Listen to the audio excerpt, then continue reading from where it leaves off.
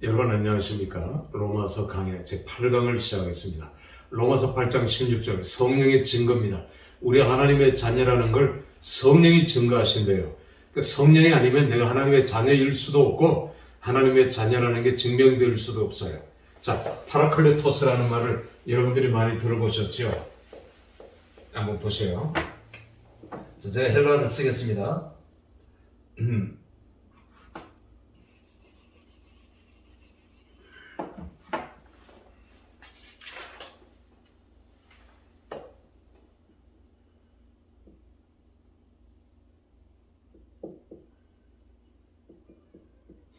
자, 파라클레토스, 보혜사라고 해석을 하죠. 보혜사.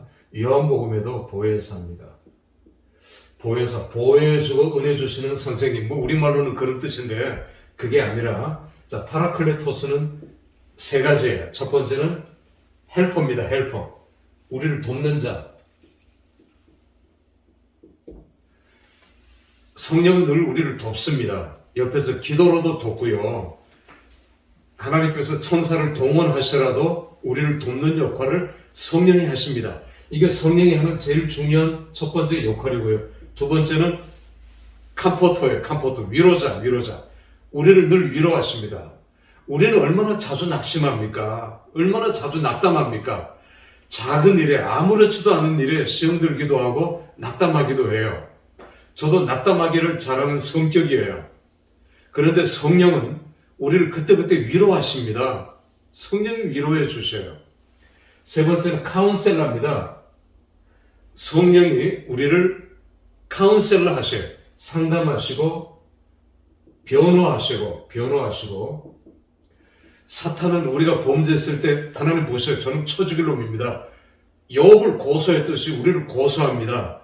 그런데 성령은 하나님 아닙니다. 쟤는 하나님의 자녀입니다. 그리고 회개하고 돌아왔습니다. 지금 실수한 거죠. 두 번째 실수, 세 번째 실수. 그러나 하나님 조금 지켜봐 주세요. 아직 성화가 덜 돼서 그렇습니다. 우리를 변호해 줍니다. 카운셀러 해 주세요. 이게 성령이 하시는 역할입니다. 이 세 가지를 늘 우리는 잊지 말아야 돼요. 그래서 우리는 포기할 수 없습니다. 날마다 성령을 의지해야 합니다. 그래서 기도도 구체적으로 우리가 하나님 앞에 기도하지만, 주여, 성부 하나님에게 기도하지만 때로는 성령님에게 기도할 수 있어요. 성령님, 저 너무 힘들거든요. 도와주세요. 제가 너무 아파요. 너무 고달퍼요. 너무 힘들어요.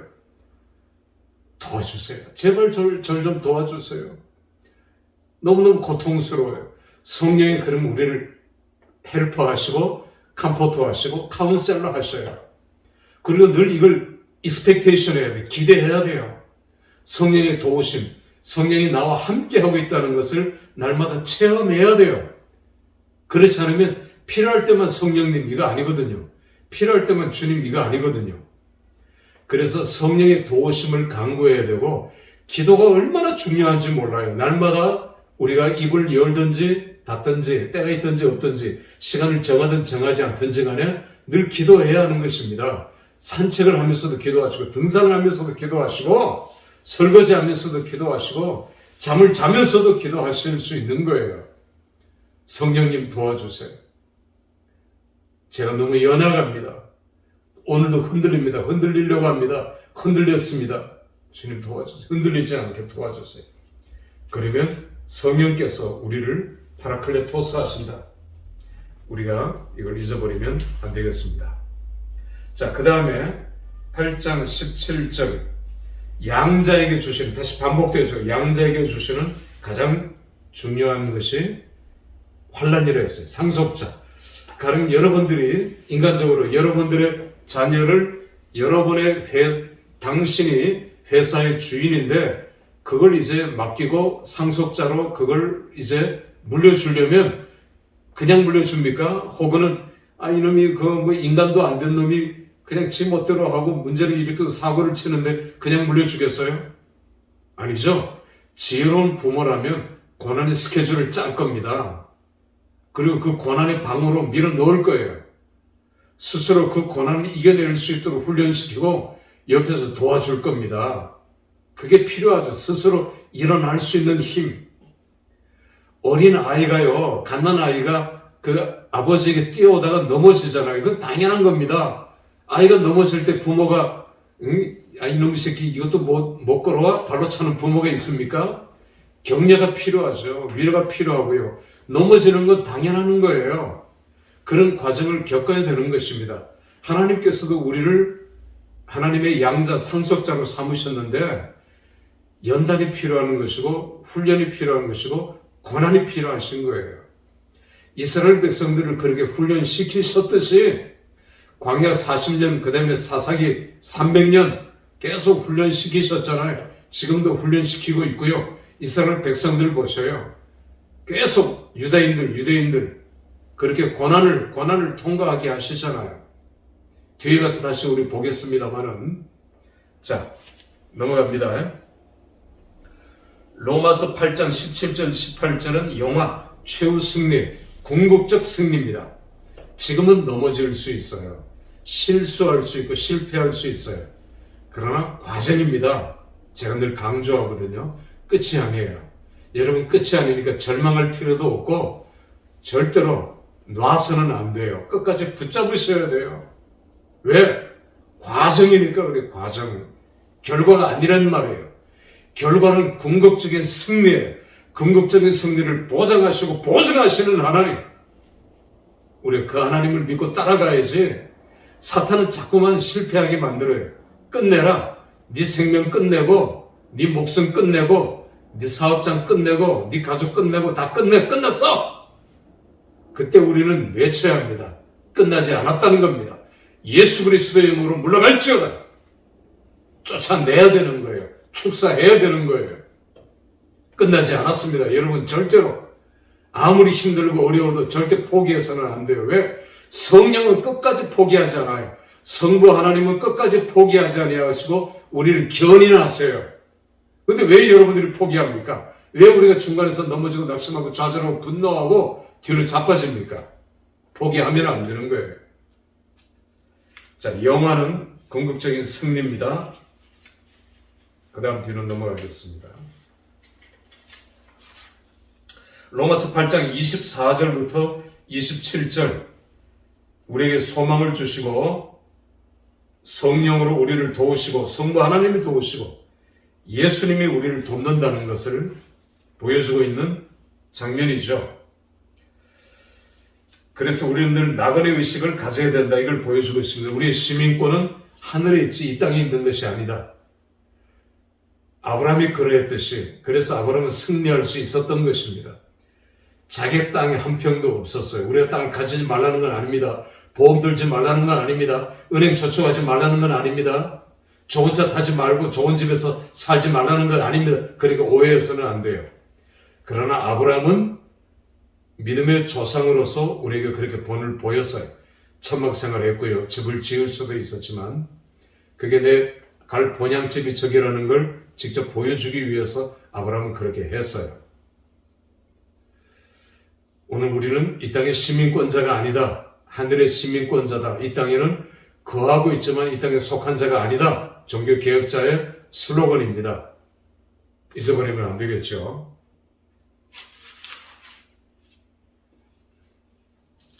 기도의 비밀, 늘 우리는 성령을 통해서 기도해야 되고 성령을 의지하는 기도. 우리가 흔히 간청하잖아요. 간청의 기도가 필요해요. 그 다음에 정말 강청의 기도가 필요합니다. 구하라 찾아라 두들기라는 현재 진행형이거든요. 주실 때까지 구하고 열릴 때까지 두들기고 그거 우리에게 필요해요. 강청. 그러나 예수님의 마지막 기도는 뭐였습니까? 내 뜻대로 마옵시고 아버지 뜻대로 맡기는 기도입니다. 마지막은 맡기는 기도예요. 다 양도하고 내려놓는 기도입니다. 이것이 우리의 마지막 기도가 되어야 돼요. 이게 예수님의 기도고 우리가 따라야 할 기도라는 것입니다. 자, 뒤로 넘어가겠습니다.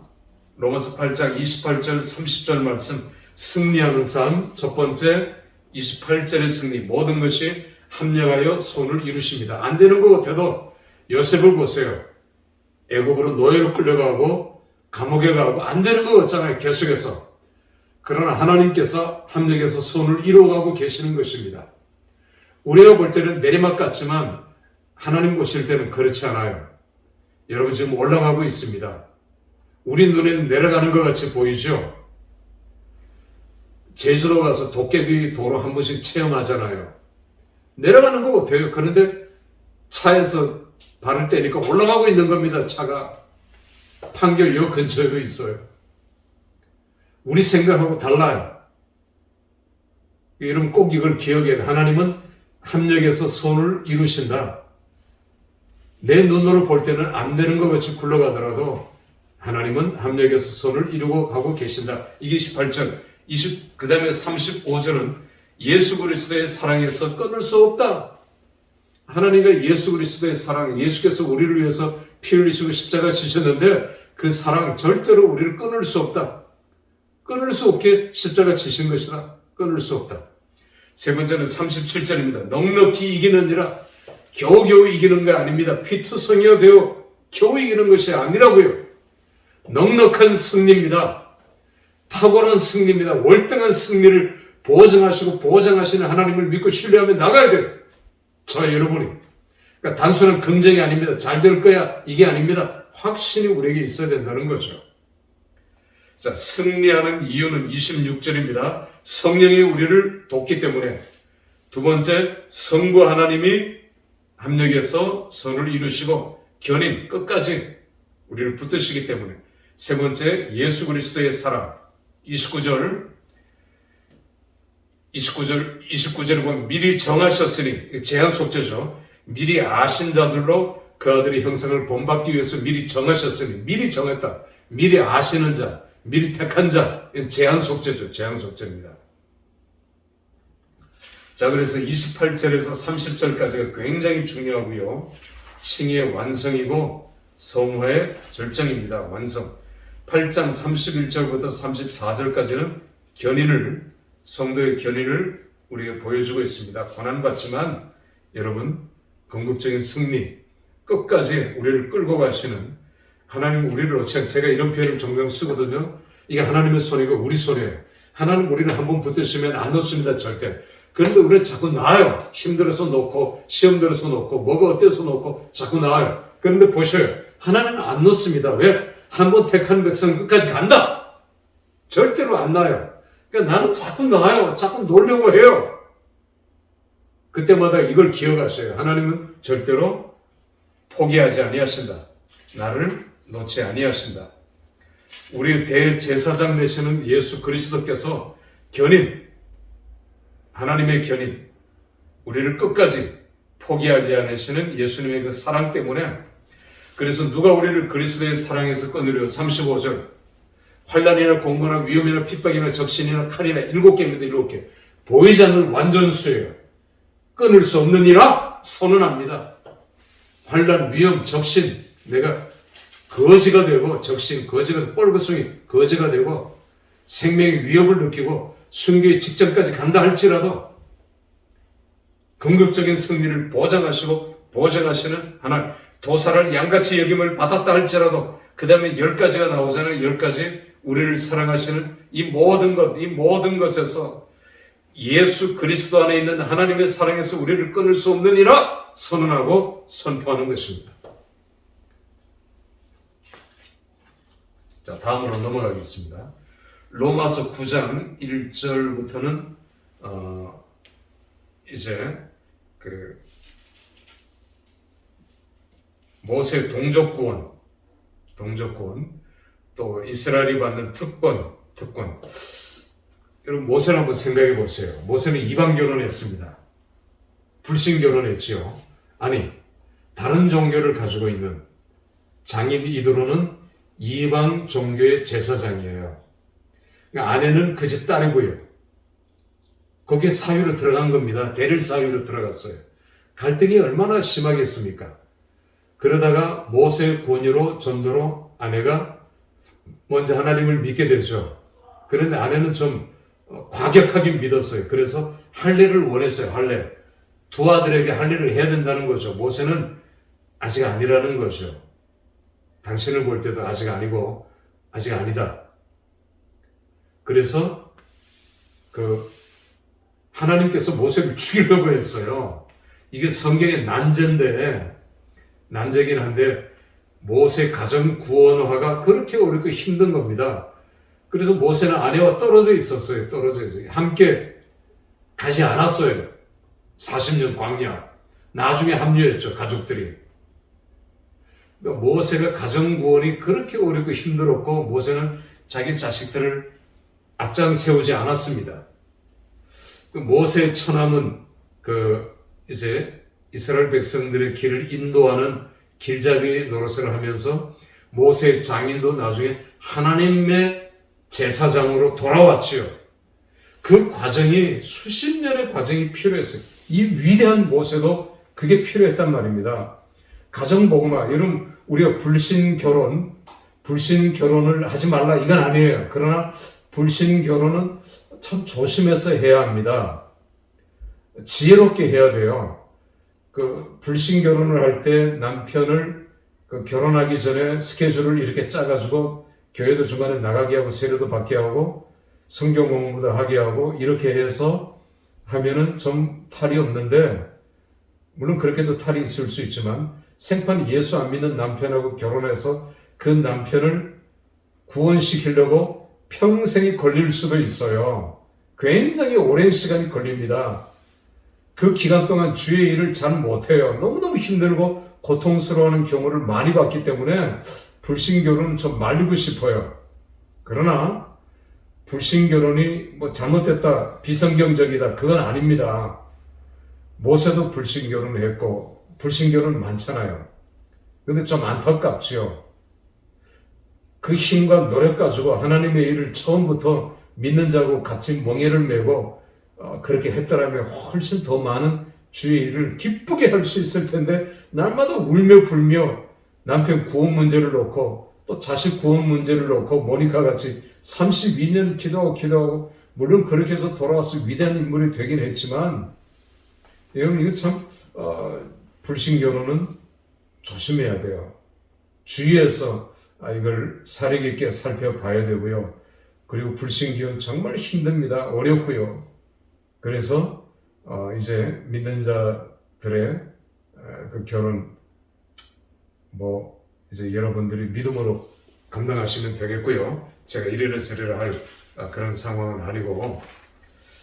자, 토기장의 진흙, 그 다음 16절에서 24절을 우리가 로마서 9장에 보면 예정론입니다. 로마서 9장은 예정론. 오늘 여기 또 나오고 있거든요. 토기장이가 귀하게 쓸 그릇을 만들 권한이 없겠느냐. 그 토기장의 마음이죠. 전적으로 100% 토기장의 마음입니다. 하나는 마찬가지예요. 제가 하나 지어낸 얘기를 할까요? 자, 농부가 초가 지붕 위에 박이 올라갑니다. 박을 올렸습니다. 그래서 이건 안 익었나 보기 위해서 사다리를 대고 올라가서 핀으로 이렇게 찔러봅니다. 이게 잘 안 들어가면 익은 거고, 그렇죠? 단단해져야 되죠. 그러면 이 박을 이제 가지고 내려와서 안을 다 긁어내고 큰 가마솥에다가 박을 삶아요. 삶아가지고 끄집어내는데 박이 두께가 얇은 거는 이렇게 휘어져 있어요. 흐물흐물해지고요. 어떻게 합니까, 그거는? 단단한 박이 있고, 박의 모양과 크기와 종류대로, 조그만 간장종지, 이제, 시커먼 걸 화장실에 이제 똥 푸는 거, 이거 이제 물바가지, 주인의 권한입니다, 주인의 권한. 똥바가지도 주인의 권한이에요. 그 똥바가지가 주인한테, 야, 왜 나 똥바가지로 쓰느냐? 할 수 없어요. 그런데 바가지가 얇은 건 아니는데 변형된 뒤틀려진 바가지가 있어요. 바가지. 이렇게 뒤가 틀려진 바가지가 있을 수 있다고요. 삐뚤어진 바가지. 다시 말해서 모가 난 바가지, 성화가 덜 된 바가지, 인간이 덜 된 바가지가 있을 수 있어요. 그러면 농부는 그 바가지 버립니까? 안 버려요. 왜? 내가 농사 지었으니까, 내 것이니까. 그걸 하수도 구멍이라고 그래요. 경상도 말로 수채 구멍이라고 그래요. 하수도 구멍에 집어넣어요. 그러면 그 하수도 더러운 것들로 거짓말같이 한 달쯤 있다가 이걸 꺼내보면 펴져요. 아니 시커먼 바가지들이 있습니다. 시장에 나온 바가지들 중에 아니 시커먼 바가지, 그런 바가지예요. 시궁창에 넣은 바가지. 농부는 그 바가지 버립니까? 안 버려요. 그런 바가지는 꼭 한 군데 쓸 때가 있단 말이에요. 제가 아까 얘기했죠. 무슨 바가지? 똥바가지, 똥바가지. 똥바가지로 쓴다니까요. 그래서 농부가 볼 때는 그건 농부의 권한이에요, 권한. 똥바가지를 실 권한이 내게 없겠느냐? 똥바가지로 열심히 봉사해야 되죠. 누굴 탓하면 안 되죠. 나의 본분을 지키면서 그렇게 하나님의 나라에 금그릇, 은그릇, 나무그릇이 있듯이 그런 것입니다. 마치겠습니다.